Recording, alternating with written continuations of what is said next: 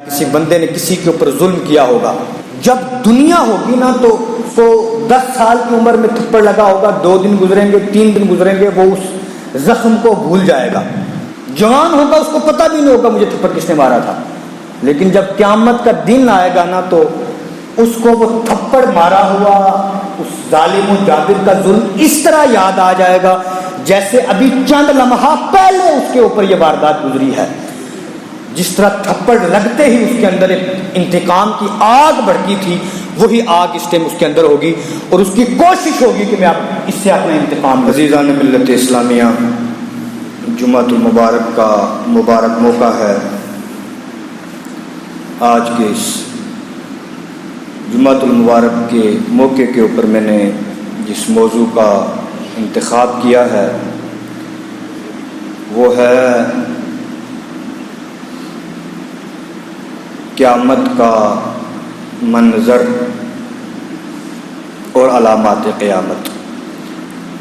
اللہ عز و جل مجھے اس موضوع کے اوپر قرآن و احادیث کی روشنی میں چند باتیں کرنے کی توفیق عطا فرمائے۔ اللہ پاک فرماتا ہے وَإِذَا زُلْزِلَتِ الْأَرْضُ زِلْزَالَهَا وَأَخْرَجَتِ الْأَرْضُ أَثْقَالَهَا وَقَالَ الْإِنسَانُ مَا لَهَا، جب زمین تھر تھرا دی جائے جیسا اس کا تھر تھرانا ٹھہرا ہے، وَأَخْرَجَتِ الْأَرْضُ أَثْقَالَهَا، اور زمین اپنے بوجھ باہر پھینک دے، وَقَالَ الْإِنسَانُ مَا لَهَا، اور آدمی کہے اس سے کیا ہوا، يَوْمَئِذٍ تُحَدِّثُ أَخْبَارَهَا، اللہ پاک نے دوسری جگہ ارشاد فرمایا اِذَا وَقَعَتِ الْوَاقِعَةُ لَيْسَ لِوَقْعَتِهَا كَاذِبَةٌ، فرمایا جب وہ قائم ہونے والی قائم ہوگی، لیسا لوقعتها کاذبہ، تو اس قائم ہونے والی کو کوئی جھٹلائے گا نہیں۔ آج ہم جس ماحول میں رہتے ہیں یہاں ہر چیز کے اندر اختلاف ہے۔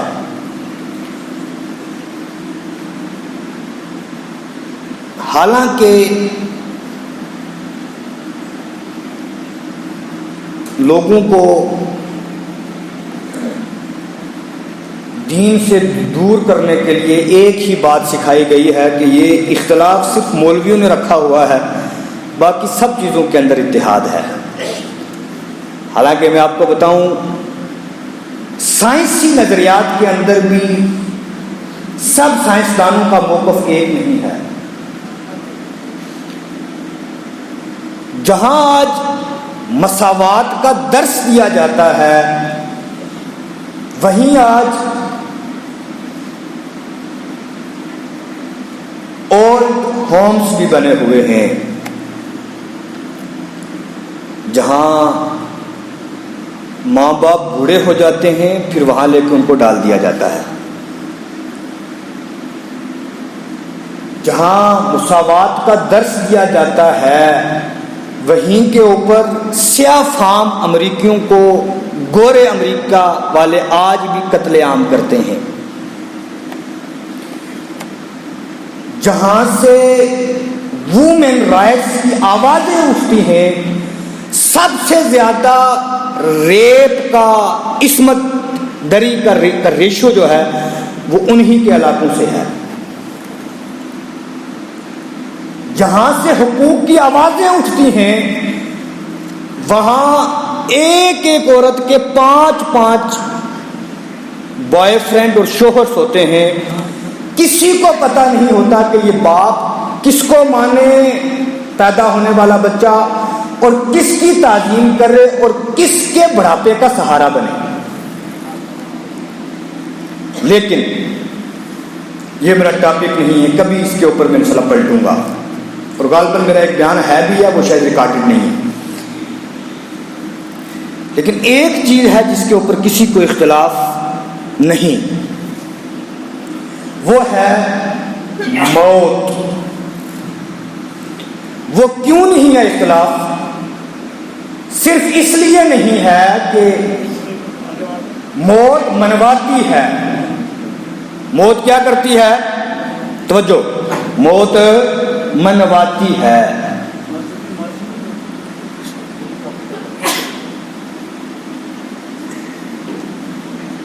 دین کی خبر آج سے 20 سے 30 سال پہلے لوگوں کو اتنی نہ تھی جتنی آج ہے، لیکن جتنی دین سے دوری آج ہے اتنی پہلے نہ تھی۔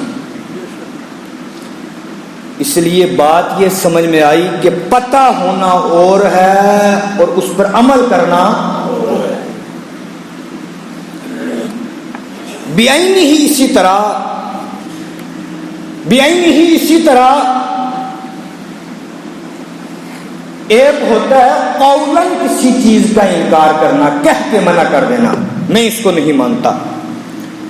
ایک ہے عملاً انکار کرنا۔ تو عملی طور کے اوپر انکار موت کا بھی موجود ہے اور قیامت کا بھی موجود ہے۔ کوئی یہ کہتا نہیں ہے کہ موت نہیں آنی، مانتے ہیں موت آنی ہے، لیکن اس کے باوجود شراب کم نہیں ہوتی، اس کے باوجود شادی بیاہ کے موقعوں کے اوپر پورے محلے کو عذاب دیا جاتا ہے۔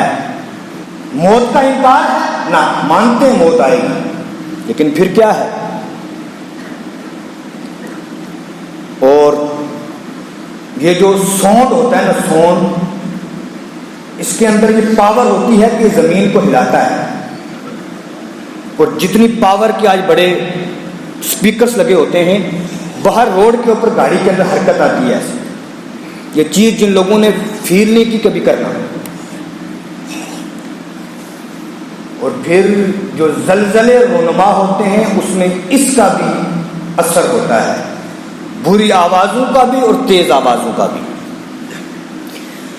موت کا اقرار ہے، قولاً کہتے ہیں موت آنی ہے، لیکن عملاً کوئی ماننے کو تیار۔ اگر عملاً مانتے تو پھر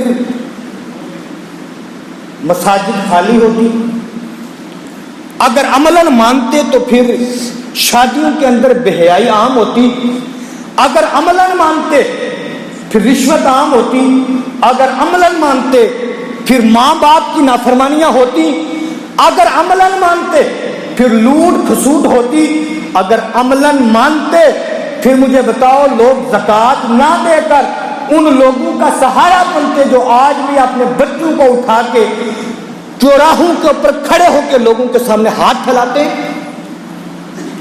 یہ کیا ہے؟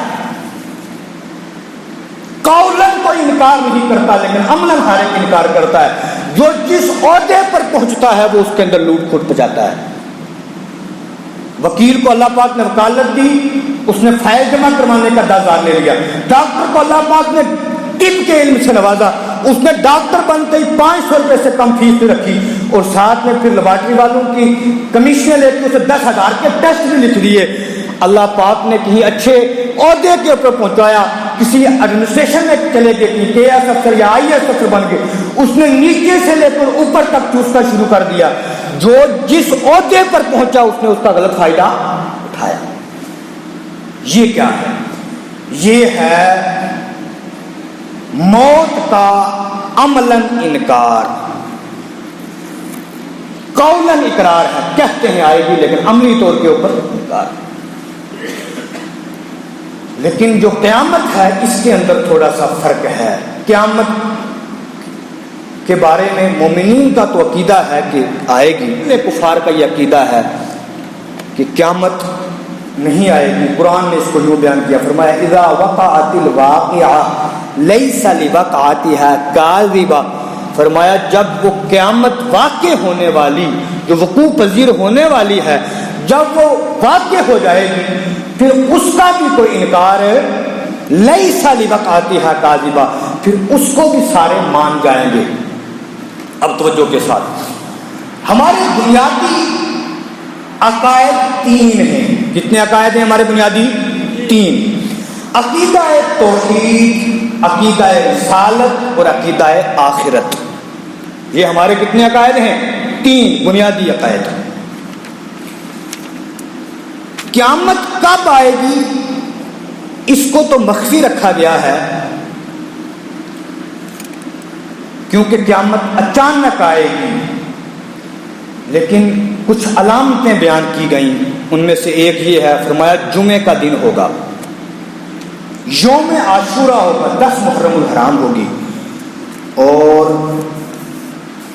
اس سے پہلے کیا ہوگا؟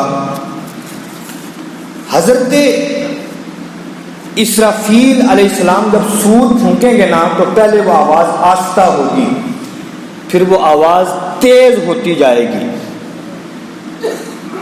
اتنی تیز ہوگی کہ لوگوں کے کانوں کے پردے پھٹ جائیں گے اور زمین تھر تھرا اٹھے گی، پھر ساری کی ساری زمین ریزہ ہو کر شام کے میدان کے اندر کے لوگ اٹھائے جائیں گے۔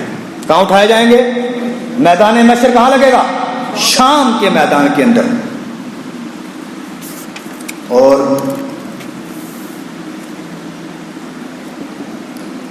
قرآن نے کہا وَأَخْرَجَتِ الْأَرْضُ أَثْقَالَهَا، زمین اپنے بوجھ کو الٹ دے گی۔ اللہ پاک نے نا جب زمین کو پیدا فرمایا تو نیچے پانی، اس کے اوپر پلیٹیں ہیں، اور نیچے جس چیز نے اس زمین کو اٹھا کے رکھا ہے وہ ایک مچھلی ہے۔ کیا ہے؟ زور سے بولیں، کیا ہے؟ مچھلی۔ دنیا کا سب سے طاقتور جانور مچھلی ہے۔ یہ پوری زمین اس ٹائم اس مچھلی کے اوپر ہے۔ اسی لیے اللہ پاک نے سورہ نون والقلم کے اندر جو لفظ نون کو پیدا کیا نا، تو نون کو اگر آپ ایسا کر کے دیکھیں گے رسم عثمانی کے اعتبار سے تو وہ مچھلی کی شکل ہے، یوں کر کے بیچ میں یہ نقطہ۔